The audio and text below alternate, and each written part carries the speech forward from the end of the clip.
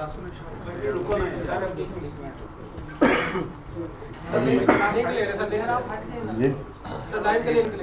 ابھی انتظار کرو. چلو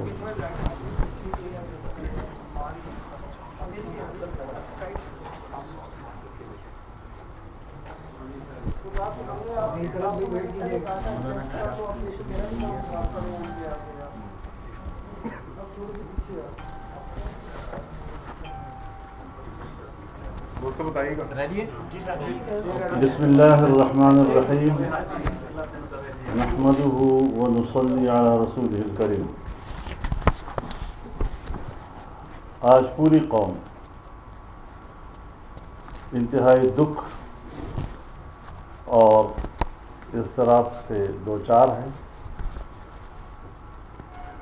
جو کچھ لاہور میں ہوا اور ہو رہا ہے اور جس طریقے سے لاہور میں ایک کربلا برپا کیا گیا ہے، سب سے پہلے میں اس کو ایک ریاستی دہشت گردی قرار دیتا ہوں اور شدید الفاظ میں ہم اس کی مذمت کرتے ہیں.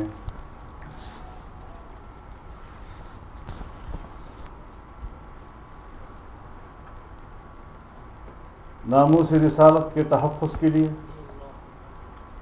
آواز اٹھانے والوں کو گولیوں سے بھون ڈالا گیا ہے. زخمی اور شہداء مسجدوں میں پڑے ہوئے ہیں. ان پر ہسپتالوں کے دروازے بند کر دیے گئے ہیں. ان تک ایمبولینسز کی رسائی روک دی گئی ہے.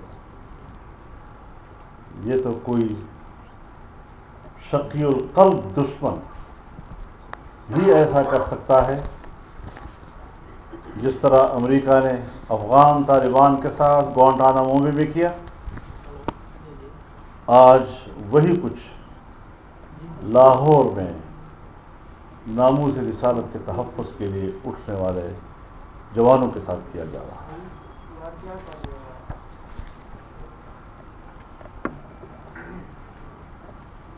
پی ٹی آئی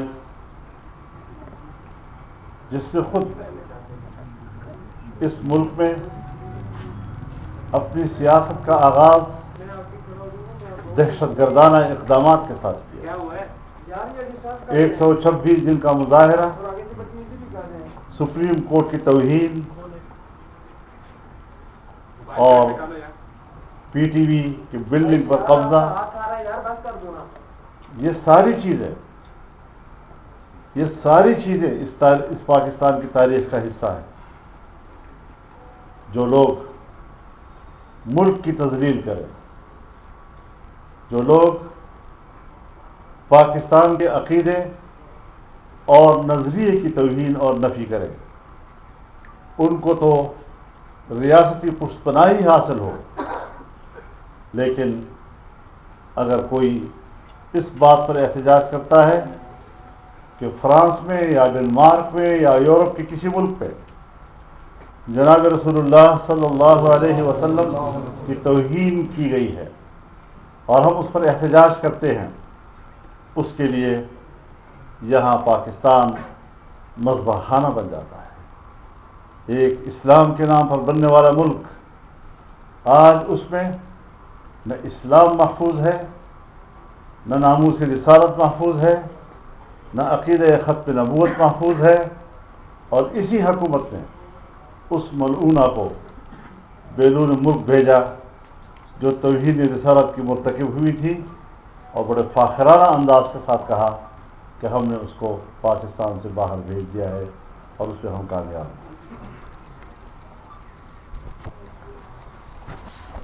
آج عمران خان فرانس کا ہیرو بنا ہوا ہے. شرم آنی چاہیے. جس ایجنڈے کے لیے اور جس ایجنڈے کی تکمیل کے لیے ان کو اقتدار میں لایا گیا. آج وہ چہرے بھی بے نقاب ہو گئے.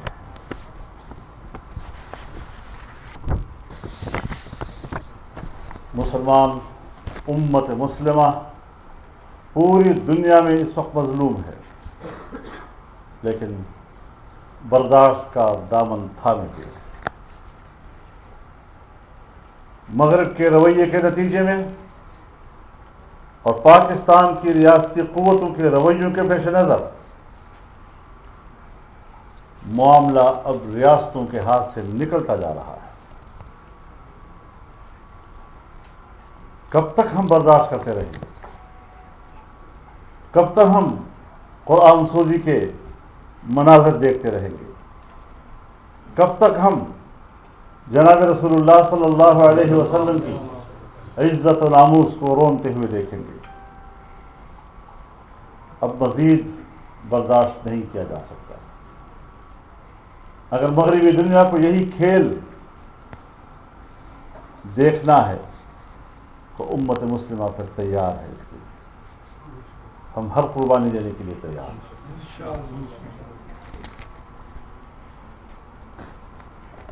فرانس کے سفیر کا مسئلے کو عزت کا مسئلہ کیوں بنایا گیا؟ ٹھیک ہے، ہر چیز کے کوئی نقصان دہ پہلو بھی ہوتے ہیں، لیکن اگر وہ پاکستان کے 22 کروڑ مسلمانوں کے عقیدے کو رونتا ہے، جناب رسول اللہ صلی اللہ علیہ وسلم کی توہین کا مرتکب ہوتا ہے، تو پھر ان کو معلوم ہونا چاہیے کہ ہمارے نزدیک اپنے رسول اللہ کی عزت و ناموس اول، ہماری زندگیاں بعد میں. اگر ہمارے پیغمبر کا ناموس محفوظ نہیں تو ہمیں زندہ رہنے کا کوئی حق حاصل نہیں. لہذا میں اعلان کرتا ہوں کہ فرانس کے سفیر کا جانا اب ٹھہر گیا ہے اور اب اس میں مصلحتوں کی کوئی گنجائش باقی نہیں رہی. میں پنجاب پولیس سے بھی کہنا چاہتا ہوں کہ وہ اپنے بڑوں کے وہ احکامات جو پوری دنیا میں ریاستی دہشت گردی کے زمرے میں آتی ہے، پنجاب پولیس اپنے افسروں کے احکامات کو تسلیم کرنے سے انکار کر دے اور اپنے مسلمان بھائیوں پر گولی چلانے سے باز آ جائے. یہ ان کے نجات کا راستہ ہے. جو مناظر ہم دیکھ رہے ہیں وہ مناظر ناقابل برداشت ہے، وہ انسانی مناظر نہیں. یہی مناظر جب کشمیر میں ہوں گے تو آپ کہیں گے ہندوستان کی ریاستی دہشت گردی. یہی صورتحال جب فلسطین میں ہوگی تو آپ کہیں گے اسرائیل کی ریاستی دہشت گردی. تو پھر اگر پاکستان کی ریاست اور اس کی ریاستی ادارے اور اس کی ریاستی قوتیں اپنی قوم کے اوپر اس طرح گولیاں چلاتی ہیں، بختر بند گاڑیاں ان کے اوپر چڑھاتی ہیں، تو کیا ہم ان کو ریاستی دہشت گردی نہیں کہیں گے؟ حکمران اور ان کے وزراء سن لیں، ہمارے نزدیک پی ٹی آئی اور ان کے وزراء دہشت گرد ہے. رسول اللہ کی ناموس کے لیے لڑنے والے یہ دہشت گرد نہیں ہو سکتے. کیا حالات پیدا کرنے جا رہے ہیں؟ کیا ارادے ہیں تمہارے؟ ہم اس ملک میں غیر آئینی حکمرانی تسلیم نہیں کریں گے، ہم نے آج تک بھی نہیں کی. لاہور میں یزید کی یزیدیت نے جو کربلا نافذ برپا کی ہے، آج وہ بے نقاب ہو گئے ہیں. ہم مطالبہ کرتے ہیں کہ جو معاہدات ان کے ساتھ ہوئے ہیں، ان معاہدات کے فریق کون ہیں، ان معاہدات کی عبارت کیا ہے، ان معاہدات کے نکات کیا ہیں، ان معاہدات پر دستخط کرنے والے کون ہیں، یہ ساری تفصیل پارلیمنٹ میں لائی جائے، عوام کے سامنے لائی جائے. دہشت گرد کے ساتھ معاہدہ کرنے والا بھی تو دہشت گرد ہی کے زمرے میں آئے گا نا.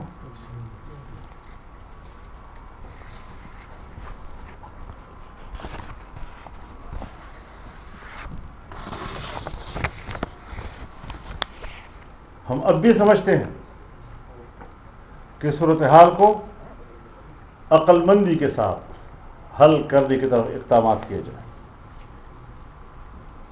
ہر چند کے مسئلہ جذباتی ہے،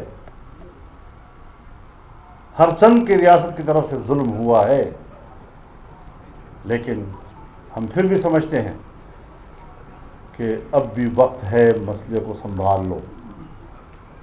لیکن ساتھ ساتھ میں یہ واضح اعلان کرنا چاہتا ہوں کہ اگر ٹی ایل پی کے شہداء کے جنازے اور ان کے زخمی اسلام آباد کی طرف روانہ کیے گئے تو ہم ان کے ساتھ ہوں گے انشاءاللہ.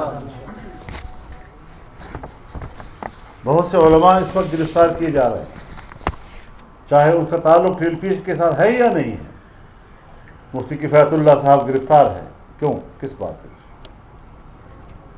کسی نے بیان دے دیا ان کے حق میں، ہمارے ہی کارکنوں کو گرفتار کیا جا رہا ہے. بابا ہمیں ہاتھ مت ڈالو، مشکل ہو جائے گا تمہارے لیے. ہم زندہ لوگ ہیں، ہم میدان کے لوگ ہیں، اور تم جیسے لوگوں کے ساتھ میدان میں جھپٹنا جانتے ہیں. ہم نے ہمیشہ امن اور نظم و ضبط کا مظاہرہ کیا ہے. ہم نے 14 ملین مارچ کیے، آزادی مارچ کیا. ہم نے دنیا کو بتا دیا کہ مذہبی لوگ کس قدر منظم ہوتے ہیں اور کس قدر وہ پاکستان کے امن کی حفاظت کرتے ہیں. لیکن شاید آپ کو مذہبی لوگوں کی امن پسندی قبول نہیں. آپ ہر قیمت پر دنیا کے سامنے مذہبی دنیا کا ایک تصویر پیش کرنا چاہتے ہیں جیسے یہ بڑے دہشت گرد لوگ ہیں.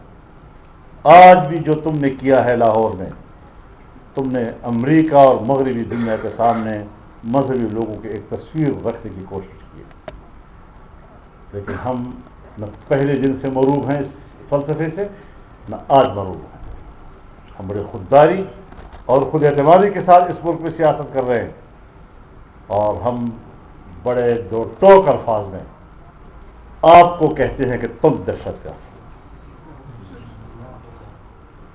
اور انشاءاللہ آپ کے خلاف یہ جنگ پہلے دن سے شروع ہوئی ہے، اب تک جاری ہے، اور انشاءاللہ تمہارے اقتدار کا دھرم تختہ ہونے تک یہ جنگ جاری رہے گی انشاءاللہ. مغربی دنیا سے اختلاف کو ہم جانتے ہیں، مغربی دنیا بھی جانتی ہے کہ مسلمان ایک قوم ہے، مسلمان ایک امت ہے. مسلمان اپنی ترجیحات رکھتے ہیں، امت اپنے ترجیحات رکھتی ہے. اور جہاں پر بھی جناب رسول اللہ صلی اللہ علیہ وسلم کی ناموس کا تصور ہوگا اور ناموس کا مسئلہ آئے گا، مسلمان سب کچھ لٹا دے گا. مولانا، ختم نبوت کے ساتھ ساتھ مذہبی جو فورسز ہیں، مذہبی جماعتیں ہیں، ان کو کچلنے کے لیے یہ ظاہر ہے، یہ تو ایجنڈا ہے پہلے دن سے. 9/11 کے بعد مسلم دنیا کی ریاستوں کی بھی یہی ڈیوٹی لگائی گئی ہے کہ اپنے اپنے ملک کے مذہبی حلقے اور دینی حلقے کو کچل ڈالو. لیکن انشاءاللہ وہ نہیں ہیں، مشرف نہیں ہیں، اور ہم ہیں. مولانا، آپ سمجھتے ہیں کہ زرداری صاحب اور نواز شریف صاحب یہ سب بھی انہی نکات پہ آپ کے پیچھے چلیں گے، اور کوئی ایسی چیز جو بیرونی دنیا کی ہے وہ اس سے مروب نہیں ہوں گی، یا صرف مذہبی جماعتیں ہی اکٹھے ہوں گی؟ میں اس وقت متحدہ مجلس امن کے پریڈ ہارم سے گفتگو کر رہا ہوں اور اپنا نقطۂ نظر دے رہا ہوں. مجھے یقین ہے کہ جو ہماری سوچ ہے وہ ہر مسلمان کی سوچ ہے. اس سوچ سے اختلاف اگر کر سکتا ہے تو یا پی ٹی آئی کر سکتی ہے یا اس کے سرپرست کر سکتے ہیں. مولانا صاحب، ایک طرف سے تو کہا جاتا ہے کہ ان کے بیان نہ چلائیں، اور دوسری طرف سعد رضوی صاحب کے زور دیا جاتا ہے میڈیا پہ کہ ان کا بیان چلائیں، تو اس پہ کیا کہیں گے سر؟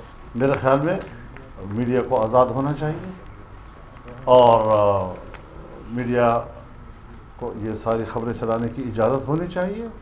یہ جو پابندی لگائی گئی ہے اگر ان کے اقدامات کوئی جائز ہوتے, اگر ان کے اقدامات کی پبلک میں کوئی مقبولیت ہوتی تو آج وہ میڈیا سے کہتے کہ چلاؤ. یہ منہ دکھانے کے قابل نہیں ہے. عوام سے منہ چھپانے کے لیے انہوں نے میڈیا پر پابندی لگائی ہوئی ہے کہ آپ نے یہ مناظر نہیں دکھانے. مولانا صاحب یہ آپ نے متحدہ مجلس عمل کے پلیٹ فارم سے آپ یہ گفتگو کر رہے ہیں, تو کیا آپ نے پی ڈی ایم یا باقی جو اپوزیشن جماعتیں ہیں اس اسپیسیفک اس مسئلے کی اوپر ان سے رابطہ کیا ہے کہ یہ ایک جو صورتحال؟ میں جو بات اس وقت کر رہا ہوں, میں ایک بڑے ذمہ دار پلیٹ فارم سے بات کر رہا ہوں اور ہم رابطہ کریں گے بھی, لیکن اس وقت انیشیل جو ایک رد عمل ہم دے رہے ہیں وہ اس وقت متحدہ مجلس عمل کا ہے, اور ایک مذہبی جماعت کے ناطے ایک دوسرے مذہبی جماعت کے ساتھ جو ظلم ہوا ہے اس پر ہم اپنا رد عمل دے رہے ہیں. مولانا رحمان صاحب نے پہیہ جام ہڑتال کا اعلان کیا ہے کہ آپ اس کو سپورٹ کریں گے؟ بالکل کریں گے. مفتی منیر الرحمان صاحب اور ہماری سوچ ایک ہے. مولانا صاحب کرتے ہیں پی ٹی ایم کی جی جو جماعت کے ساتھ جو پرابلم ہو رہی ہے آپ اس کے حمایت کا اعلان کرتے ہیں مکمل ٹی ایل پی کی؟ مولانا صاحب سے میرا سوال یہ ہے, مولانا صاحب میرا سوال یہ ہے کہ یہ لوگ سیاست میں نہیں تھے, اچانک ایک سیاسی جماعت بنی, اس کو الیکشن لڑایا گیا اور اب اس پہ اچانک سے پابندی لگوا کے میں کسی جماعت کے داخلی معاملات, اس کی تنظیم, اس کے قیام, اس کی تسلسل سے کوئی تعلق نہیں, لیکن جس کے ساتھ بھی پاکستان کے ایک جمہوری ماحول میں اس قسم کا واقعہ ہوگا جس طرح لاہور میں کل سے ہو رہا ہے تو پھر اس پر ہم مولانا ایک سوال یہ بھی کیا جا رہا ہے کہ یہ جو آج کا واقعہ ہے, اسپیسیفک آج کا واقعہ, یہ ختم نبوت کے ساتھ لنک تو کیا جا رہا ہے لیکن یہ سعد رضوی صاحب کی گرفتاری کے خلاف ہے بیسیکلی, یہ ایک سوال ڈسکس کیا جا رہا ہے. اب ظاہر ہے جی کہ اس قسم کے اقدامات میں جب لوگوں کو آپ گرفتار کریں گے, جب لوگوں پر گولیاں چلائیں گے تو اس کا پیچھے کوئی سبب ہوگا, کوئی وجہ تو ہوگی. اس طرح تو نہیں ہے کہ آپ کسی کو مسئلہ راستے میں جاتے ہوئے قتل بھی کر دیں اور اس کو لاش بھی کھینچ لیں, اور مولانا صاحب ضرور اس کے پیچھے کوئی مقاصد. دیکھیے آپ جمہوریت کی بات کرتے ہیں اور ابھی آپ نے کہا کہ جمہوری جہاں پر یہ بات کی جائے گی تو ہم ان چیزوں کی مذمت کریں گے. انہوں نے بھی ایک جمہوری طور پر ایک سٹرگل کی اور سیاسی دھارے میں آنے کی کوشش کی. 2.5 سال یا 3 سال ہو گئے, انہوں نے بھی جب سیاسی دھارے میں آ کے سٹرگل کی تو آپ لوگوں کی جو اپوزیشن جماعتیں تھیں انہوں نے بھی اس کو ایکسیپٹ نہیں کیا ایز اے پولیٹیکل فورس. اس کی کیا وجہ تھی جو آپ اب جا کے اس کو ایکسیپٹ کیا؟ دیکھیے میں ابھی بھی بہت زیادہ آگے نہیں جا رہا ہوں. میں ایک خاص موقع کے اوپر آپ کو یاد ہونا چاہیے کہ جب 2 سال پہلے ہم نے سب سے پہلا ملین مارچ کیا غالباً سکھر میں, تو اس وقت مرحوم خادم رضوی صاحب گرفتار ہوئے تھے اور اس پہلے ملین مارچ میں ہم نے ان کے ساتھ یکجہتی کا اظہار کیا. یہ نہیں ہونا چاہیے. اختلاف کیا جا سکتا ہے, اس کے مقاصد کیا ہے, اس سے آپ کا اتفاق ہے یا نہیں ہے, لیکن اگر ایک ملک کے اندر پی ٹی ایم جیسی قوم پرست, انتہا پسند, دہشت گرد تنظیمیں پنپ سکتی ہیں تو پھر ایک مذہبی جماعت کے لیے یہ گنجائش کیوں نہیں ہے؟ کیا انہیں پی ٹی ایم میں شامل ہونے کی دعوت دی تھی آپ؟ نہیں, ایسی یا جو آپ فری اینڈ فیئر الائنس بنایا گیا تھا سوال پہ سوال آج کون کون شریک ہوئے مشاورت کی آپ کی جماعت ہے؟ مہربانی, آپ کو میرے دروازے سے باہر سوال کرنا آ جائے آگے آ جائے.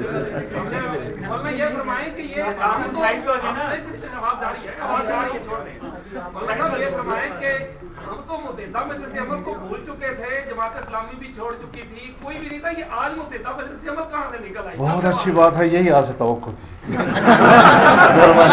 یہ بتائیے